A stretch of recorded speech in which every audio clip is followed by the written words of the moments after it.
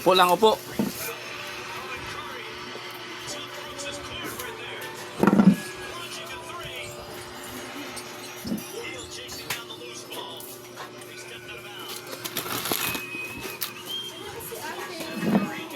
Net. Ayan o. Upo muna. Nini.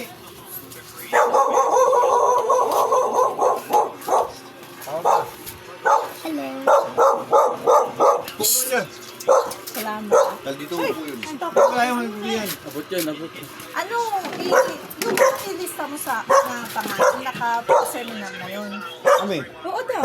Kasi ulitin na lang, papuntahin na lang kayo ulit. Ako, hindi, pwede yung schedule ka sa ako na lang. Ako na lang mag-schedule.